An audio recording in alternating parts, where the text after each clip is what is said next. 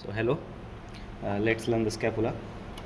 Scapula it is a flat triangular bone. ये triangular दिख रहा है हमको और flat bone है ये. It is located, इसका orientation कैसा है? Craniolateral aspect of the thorax. Located in the thorax, craniolaterally. और कैसा रहता है ये? Downward और forward रहता है. अभी यह याद रखने का क्या है, स्कैपुला का ओरिएंटेशन भी डाउनवर्ड फॉरवर्ड है और जो एक्रोमियन प्रोसेस है वो भी डाउनवर्ड और फॉरवर्ड जाती है. उसके बाद इसका एक्सटेंशन कैसा रहता है? It extends from third to fourth thoracic spine to the distal end of the first rib. जब आप स्केलेटन देखोगे आपको समझ में आ जाएगा. Third to fourth thoracic spine to the distal end of the first rib.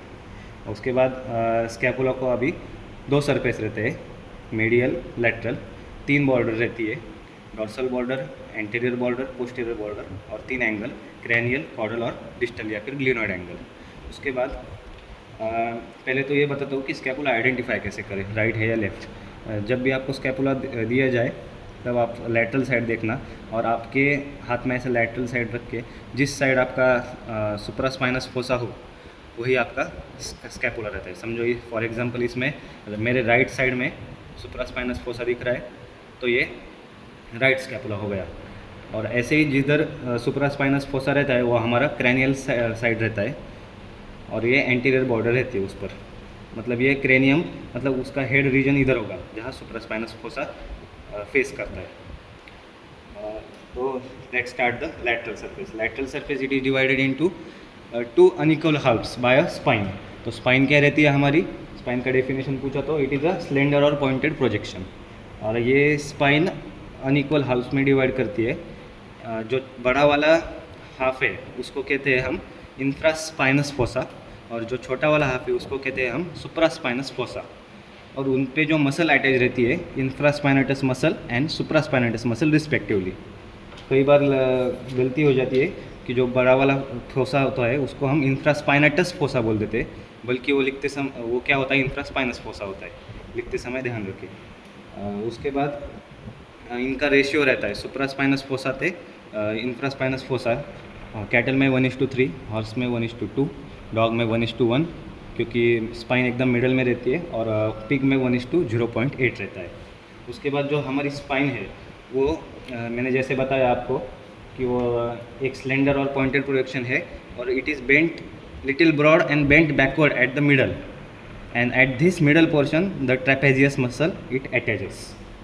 उसके बाद जो स्पाइन है हमारी वो नीचे जाके टर्मिनेट करती है एक्रोमियन प्रोसेस पे. इसको हम एक्रोमियन प्रोसेस कहते हैं. ये जो एक्रोमियन प्रोसेस है उधर डेल्टॉइड मसल ओरिजिनेट होती है और ये एक्रोमियन प्रोसेस हॉर्स में एब्सेंट रहती है. उसके बाद अभी 4 मसल हो गई, supraspinatus muscle, infraspinatus muscle, trapezius muscle और डेल्टॉइड मसल. उसके बाद हम आते हैं मेडियल साइड पर. मेडियल साइड पर आपको दिख रहा होगा कि मेडियल साइड के मिडल में एक सबस्कैपुलर फोसा नज़र आ रहा है. इधर मुझे फोसा दिख रहा है, उसको सबस्कैपुलर फोसा कहते हैं. उस पर सबस्कैपुलरिस मसल अटैच होती है और इसी के क्रैनियल साइड पर 2 रफ ट्रायंगुलर एरिया आपको दिखाई दे रहे होंगे. तो उन रफ ट्रायंगुलर एरिया पर जो एंटीरियर रफ ट्रायंगुलर एरिया है, मतलब ये वाला जो हेड रीजन फेस करेगा, उस पर सेरेटस सर्वाइसिस मसल अटैच रहती है और जो पोस्टीरियर या फिर कॉर्डल रहता है उस पर सेरेटस थोरेसिस. अब ये कैसा पहचानना कि ये सुप्रास्पाइनस फोसा इधर है, मतलब क्रैनियल साइड भी इधर ही होगा, उसका हेड रीजन इधर होगा, मतलब इसके पीछे का जो सरफेस है वो हमारा सेरेटस सर्वाइसिस उधर अटैच होगी, मतलब वो क्रैनियल रफ ट्रायंगुलर एरिया होगा और उसके बगल में कॉर्डल रफ ट्रायंगुलर एरिया. उसके बाद में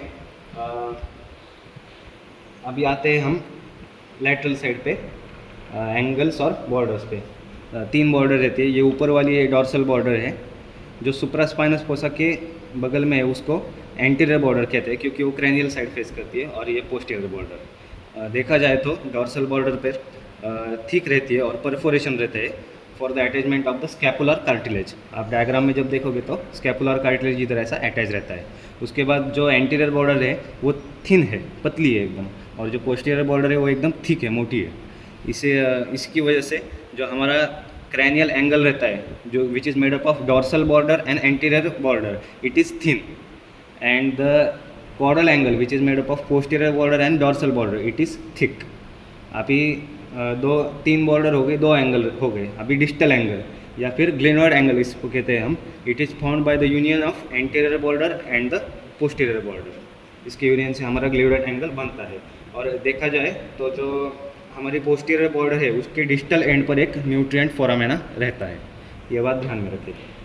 अभी लास्ट पार्ट में आते हैं हम, वो जो हमारा ग्लिनोइड डिस्टल एंगल है, it comprises of glenoid cavity and tuber scapulae. मतलब डिस्टल एंगल किससे बना है? ग्लिनोइड कैविटी से बना है और ट्यूबर स्कैपुले से। अभी ग्लिनोइड कैविटी देखो, आपको दिख रहा होगा, it is a shallow articular surface concave surface area and the convex head of the humerus it attaches with the glenoid cavity. क्यों articulate with the glenoid cavity? उसके लैटरल एस्पेक्ट पर, मतलब glenoid cavity के lateral aspect, क्योंकि ये scapula का lateral aspect है, ये मीडियल एस्पेक्ट है, वैसे ही ग्लिनोइड कैविटी का ये लैटरल हो गया और ये मीडियल हो गया। ग्लिनोइड कैविटी के लैटरल एस्पेक्ट पर एक रूडिमेंट्री नॉच प्रेजेंट रहती है, ग्लिनोइड नॉच उसको कहते हैं हम, रूडिमेंट्री ग्लिनोइड नॉच। और ये जो हॉर्स में है ग्लिनोइड नॉच, वो एकदम प्रोमिनेंट रहती है as compared to the aux.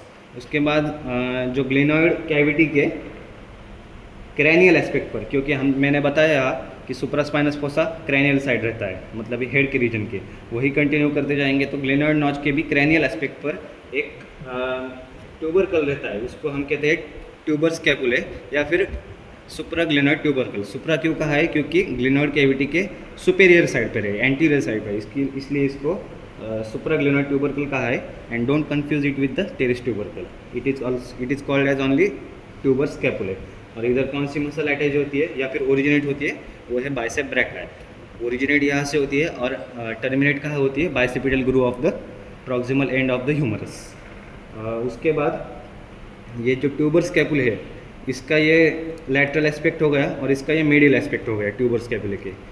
So tuber स्कैपुले के मीडियल एस्पेक्ट पर एक स्मॉल प्रोजेक्शन रहता है, ये वाला दिख रहा होगा आपको, उसको कहते हैं हम कोरेकोइड प्रोसेस। और यहाँ से कोरेकोब्रैकियालिस मसल ओरिजिनेट होती है। उसके बाद ये जो ट्यूबर स्कैपुले रहता है, ये हमारे हॉर्स में लार्ज रहता है और ये ग्लिनोइड कैविटी के ऑक्स में कैसा पास में रहता है, ग्लिनोइड हॉर्स में ग्लिनोइड कैविटी से दूर रहता है थोड़ा सा। और जो हमारी कोरेकोइड प्रोसेस है, मतलब ये वाली, ये हॉर्स में हमारी वेल डेवलप रहती है। ग्लिनोइड नॉच भी मैंने जैसे बताया वो डीप और डिस्टिंक्ट रहती है हॉर्स में। उसके बाद this is all about our scapula. Now let's start the differences. Ox में देखो, हमारा जो सब स्कैपुलर मीडियल साइड पे जो सब स्कैपुलर फोसा है वो इतना डीप नहीं है, पर जब आप हॉर्स में देखोते वो डीप और डिस्टिंक्ट रहता है, शैलो सरफेस एरिया। उसके बाद जैसा मैंने बताया, हॉर्स में एक्रोमियन प्रोसेस एब्सेंट रहती है और जो हॉर्स में स्पाइन रहती है वो ज़रा सी छोटी रहती है और इतनी वेल डेवलप नहीं रहती है एज़ कम्पेयर टू ऑक्स। उसके बाद ट्यूबर स्कैपुले मैंने बताया, it is large and placed farther away from the glenoid cavity in case of horse and it is little near और just adjacent to the glenoid cavity in case of ox. उसके बाद coracoid process horse में well develop रहती है ox के हिसाब से, और ग्लिनोइड नॉच डीप और डिस्टिंक्ट रहता है हॉर्स में। वैसे ही डॉग में रहता है, डॉग में स्पाइन एकदम मिडल में रहती है, इसलिए 1:1 रेशियो आता है। और डॉग में जो एंटीरियर और डॉर्सल बॉर्डर रहती है वो एकदम ऐसे आप देख सकते हो, इधर इंटीरियर और डॉर्सल बॉर्डर में जो एंगल है वो एक्चुअली एंगल बन नहीं रहा, जैसे पोस्टीरियर और डॉर्सल बॉर्डर में डिस्टल पोस्टीरियर एंगल या फिर कॉर्डल एंगल बन रहा है, वैसे इधर एंटीरियर एंगल प्रैक्टिकली एब्सेंट रहता है। उसके बाद में जो डॉग का ट्यूबर स्कैपुले रहता है वो ब्लंट रहता है। कोरेकोइड प्रोसेस डॉग में एब्सेंट रहती है और हॉर्स में वेल डेवलप रहती है, और एक्रोमियन प्रोसेस हॉर्स में एब्सेंट रहती है और डॉग में अच्छी खासी रहती है।